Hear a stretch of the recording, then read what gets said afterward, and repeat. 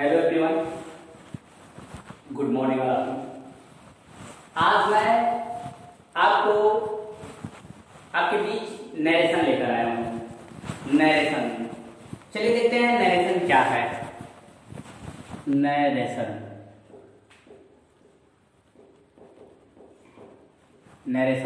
क्या है, तो ये जानते हैं। नरेशन जो है हमारा नाउन है। सबसे पहली बात तो नरेशन क्या है? नरेशन जो शब्द है ये नाउन है। जिस शब्द के अंत में भी आई ओ एन लगा हो उसे आप नाउन समझेंगे, ठीक है ना। अब नरेशन होता क्या है इसके बारे में जानते हैं। तो नरेशन जो होता है हमारा, हम स्टेटमेंट को कहते हैं। स्टेटमेंट मतलब जो हम कहते हैं, ठीक है। अच्छा, स्टेटमेंट क्या होता है? स्पीच होता है। स्पीच, स्टेटमेंट जो होता है उसे स्पीच कहते हैं। अब स्पीच की अगर आप बात करो तो स्पीच होता है दो प्रकार का। एक होता है डायरेक्ट स्पीच और एक होता है इनडायरेक्ट स्पीच। इनडायरेक्ट स्पीच, ठीक। अब डायरेक्ट स्पीच क्या होता है, इनडायरेक्ट स्पीच क्या होता है, इसमें आइए हम लोग देखते हैं। सबसे पहले ये जान लीजिए कि ये नरेशन पढ़ने के लिए हमें कम से कम 3 लोगों की जरूरत होगी। कम से कम 3 लोगों की जरूरत होगी। जैसे मान लो कोई है एक्स एक आदमी है, ये अपने बारे में वाई से या जेड के बारे में वाई से कहता है। एक्स ने वाई से जेड की बात की तो वाई ने आकर जेड को बता दिया। जैसे क्या कहा? उसने कहा कि वह कहता है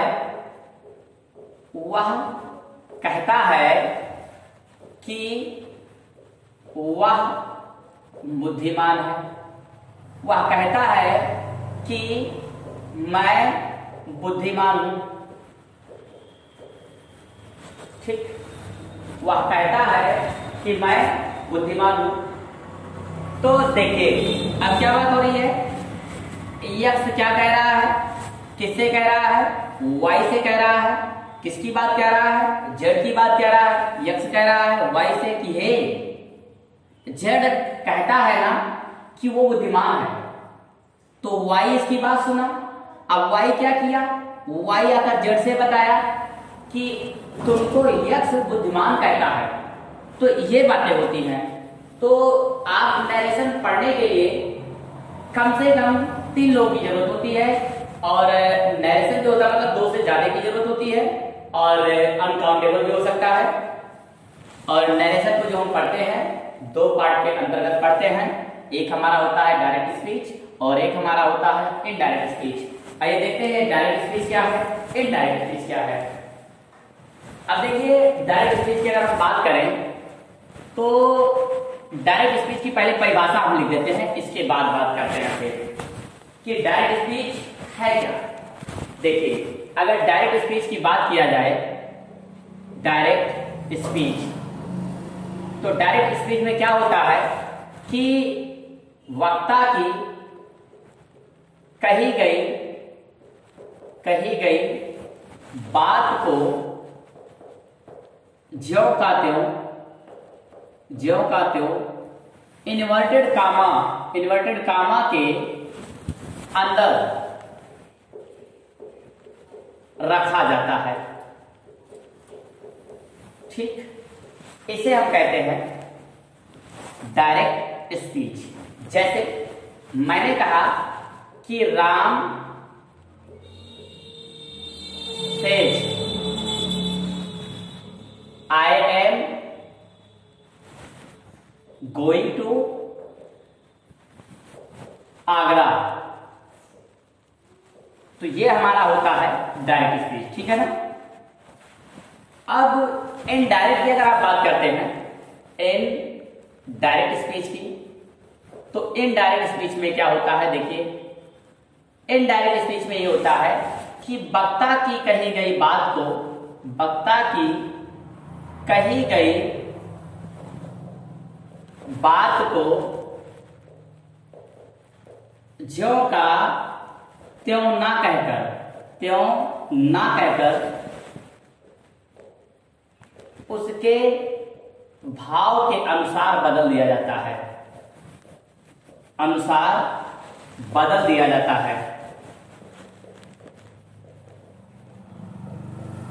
और यह इन्वर्टेड कामा में नहीं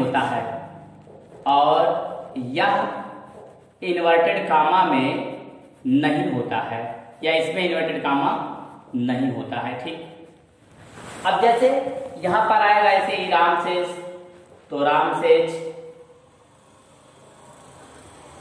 दैट, जहां आई वहां ही, इज गोइंग टू आगरा। अब देखिए यहां से इन्वर्टेड कामा हटा दिया गया। अभी आगे चलकर इन्वर्टेड कामा क्यों हटाया जाता है, दैट क्यों आया, या और कंजंक्शन क्यों आते हैं, इन सब पर बात करेंगे। अभी फिलहाल मैंने चूंकि अब परिभाषा लिख रहा था, तो परिभाषा के साथ साथ मैंने जो है इसको क्या किया, एक एक सेंटेंस दे दिया कि ताकि जो है इसको जाना जा सके। ठीक, आगे भी मैं देखता हूं, आपको बताता हूं।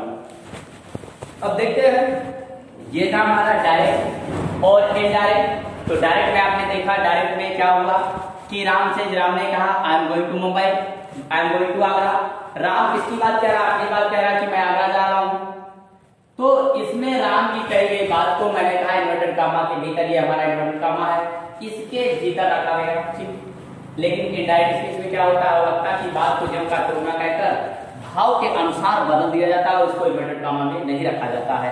तो देखिए राम से इन्वर्टेड कामा हटा दिया, आई को ही में बदल दिया, आई को ही में बदल दिया, गोइंग टू आगरा में ऐसे लिख दिया। ठीक है ना, लेकिन ये क्यों लिखा, कैसे लिखा, इस पर बात मैं बाद में करूंगा।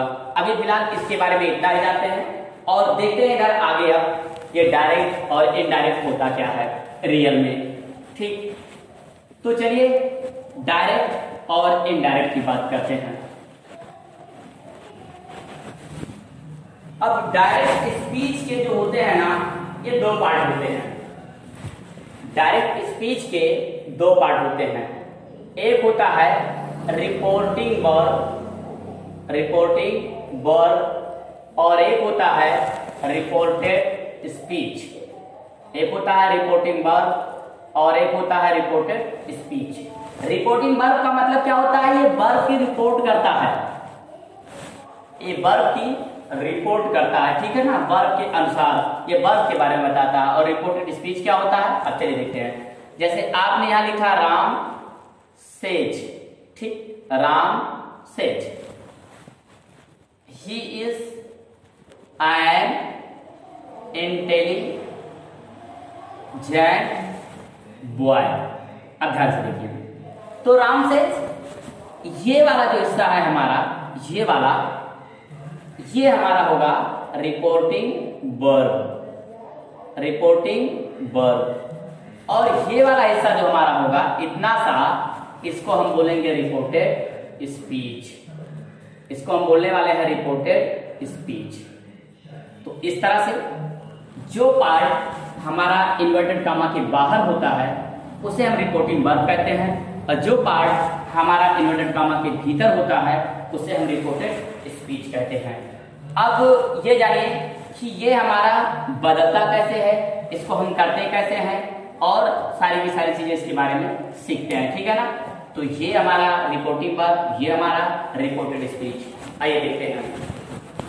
देखिए, नरेशन पढ़ने के लिए आपको टेंस आना चाहिए, आपको एक्टिव पैसिव आना चाहिए, ये सब आना चाहिए, तब आप जाकर जो है नरेशन पढ़ पाएंगे। अगर आपको दिक्कत है तो भाई टेंस पर भी बात किया जाएगा, टेंस का भी वीडियो मैं बनाऊंगा, थोड़ा समय लगेगा, ये डायरेक्ट इनडायरेक्ट खत्म हो जाए फिर इसके बाद देखते हैं।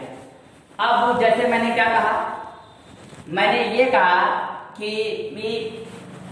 ये डायरेक्ट से इनडायरेक्ट में कन्वर्ट कैसे करते हैं, कितने तरह से कन्वर्ट करते हैं, सब रूल क्या होता है, इन सब चीजों के बारे में देखेंगे। तो सबसे पहली बात, जो हमने सेंटेंस पढ़ा है, टोटल सेंटेंस जो हमारा होता है 5 प्रकार का होता है। एक होता है हमारा असर्टिव सेंटेंस, और एक हमारा होता है इंट्रोगेटिव सेंटेंस, एक हमारा होता है इंपेरेटिव सेंटेंस, इंपेरेटिव सेंटेंस, और एक हमारा होता है ऑप्टेटिव सेंटेंस, ऑप्टेटिव सेंटेंस। फिर एक हमारा होता है एक्सक्लामेटरी सेंटेंस, एक्सक्लामेटरी सेंटेंस। तो देखिए असर्टिव का मतलब होता है साधारण वाक्य, इंट्रोगेटिव का प्रश्नवाचक वाक्य, इंपेरेटिव का आदेशवाचक वाक्य, ऑप्टेटिव का इच्छावाचक और एक्सक्लामेटरी का विस्मयार्थक वाक्य। ठीक है ना।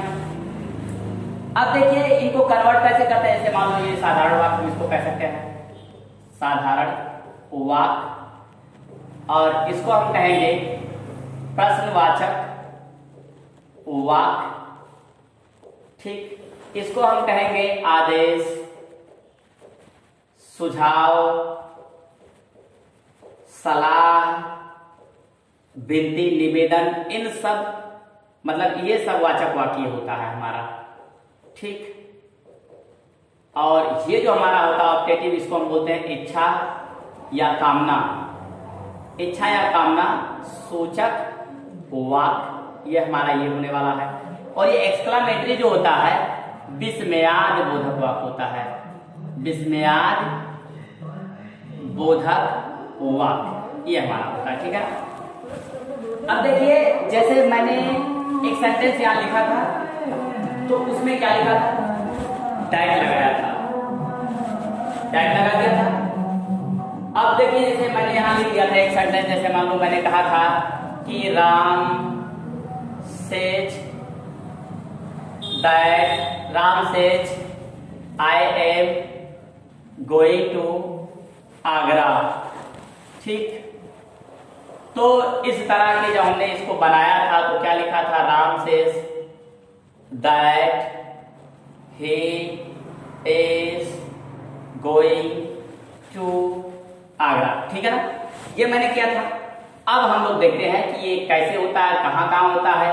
देखिए जहां आप असर्टिव सेंटेंस देखना, मतलब असर्टिव के लिए दैट लगाना और ऑप्टेटिव के लिए दैट लगाना और एक्सक्लामेटरी के लिए भी आप दैट लगाना। लेकिन ये जो आपका इंपेरेटिव होगा इसके लिए सिंगल आप टू लगाना, और ये जो आपका इंट्रोगेटिव होगा इसके लिए आप इफ वेदर भी लगा सकते हैं, जैसे स्टार्ट, लेकिन इसमें एस नो अगर आता है और ये स्टार्ट विद ऑक्सिलरी वर्ब अगर होता है, इसमें ऑक्सिलरी वर्ब से अगर ये आपका स्टार्ट होता है, ऑक्सिलरी वर्ब से स्टार्ट होता है और इसमें एस नो टाइप क्वेश्चन होता है, तो यहां पर आप या तो इफ लगा सकते हैं और या तो आप वेदर लगा सकते हैं, या तो इफ या तो वेदर। लेकिन अगर यही आपका start with W H word होता है, अगर डब्ल्यू एच वर्ड से स्टार्ट होता है और इसमें यस नो टाइप क्वेश्चन होते हैं, तो यहां पर आपको सेम डब्ल्यू एच वर्ड लगाना होता है, सेम। जैसे why to why, what to what, where to where, when to when, ये सब होता है। और अगर ये ऑक्सिलरी वर्ब से होता है तो यहां पर आपको इफ और वेदर लगाना पड़ता है। इस तरह से ये थे हमारे मतलब जितने तरह के सेंटेंस होते हैं जिनको हम डायरेक्ट से इनडायरेक्ट में कन्वर्ट करते हैं। कन्वर्ट करने में कंजक्शन क्या आता है, कंजक्शन की बात हमने कर ली। कंजक्शन पे हमने बताया कि असर्टिव सेंटेंस में आप दैट का यूज करेंगे, ऑप्टेटिव में आप दैट का यूज करेंगे, एक्सक्लामेटरी में आप दैट का यूज करेंगे। इन तीनों सेंटेंस को देखना तो आप दैट का यूज करना, इंट्रोगेटिव देखना तो दो शब्द का यूज करना। जब यस नो मतलब इंट्रोगेटिव आपका स्टार्ट विद ऑक्सिलरी वर्ब होगा, जैसे शुरू में does, do, did, are, is, am, ये सब आएगा, तो आप यहाँ पर या तो इफ लगाना या तो वेदर लगाना। कब लगाना, इन्वर्टेड कॉमा हटाने के बाद, ये मैं बताऊंगा आपको। ठीक है ना। इसके बाद अगर वो WH वर्ड से स्टार्ट होता है, जैसे व्हाट, वेयर, व्हेन, ये सब से स्टार्ट होता है, तो आप यहाँ सेम WH वर्ड लिखने वाले हैं और कुछ नहीं लिखने वाले हैं। मतलब सेम जैसे जो WH वर्ड होगा उसे आप उतार देंगे। ठीक है ना। अच्छा, आप इसमें भी कंफ्यूज हो रहे होंगे, अगर मान लो कि ये ऑप्टेटिव क्या है, इंपेरेटिव क्या है, एक्सक्लामेटरी क्या है। तो इंपेरेटिव का मतलब होता है इसमें आदेश दिया जाए, जिसमें किसी को सुझाव दिया जाए, आदेश दिया जाए। जैसे मान लो open the door, shut the window, bring a glass of water for me, bring a chair for me, bring a glass of milk for me. ठीक है ना। ये सब हमारा क्या होता है, या ऐसे कर दो, you should help the poor. ठीक है ना, तुम्हें गरीबों की मदद करनी चाहिए। ठीक, ये सब हमारा ये होता है actually imperative sentence. Sentence, article sentence की बात अगर करते हैं तो इच्छा जिसमें जताई जाती है, जिसमें कामना किया जाता है किसी के लिए, जैसे मे यू लिव लॉन्ग, यानी भगवान करे आप दीर्घायु हो, आपकी उम्र लंबी हो। इन सब तरह का सेंटेंस ये होता है हमारा एक्सक्लेमेटरी सेंटेंस का मतलब होता है हृदय में अचानक उठने वाली भाव। जब कोई भाव आपके हृदय में अचानक उठती है तो उसको ये एक्सक्लेमेटरी सेंटेंस कहते हैं। जैसे हाय, एलास, हाय होता है, एलास होता है, बुरा होता है, इन सब चीजों में ये वर्ड आते हैं। जैसे आपने कहा एलास, ही इज डेड, वो मर गया। Wow, what a beautiful sense is, wow what a beautiful sense is, कितना खूबसूरत, कितना सुंदर दृश्य है, नजारा है। इन सब चीजों पर, इन सब तरह का सेंटेंस का हम डायरेक्ट से इनडायरेक्ट बनाना यहाँ सीखेंगे, ठीक है ना। तो आज का वीडियो मैं यहीं पर एंड करता हूं। इस वीडियो को आप देखिए, इसमें अगर कोई प्रॉब्लम होती है, कहीं से कोई दिक्कत होती है तो नीचे कमेंट बॉक्स में कमेंट लिखें। और अगर मेरा वीडियो आपको पसंद आए तो वीडियो को लाइक, शेयर, सब्सक्राइब करना ना भूलें। Thanks for watching my video.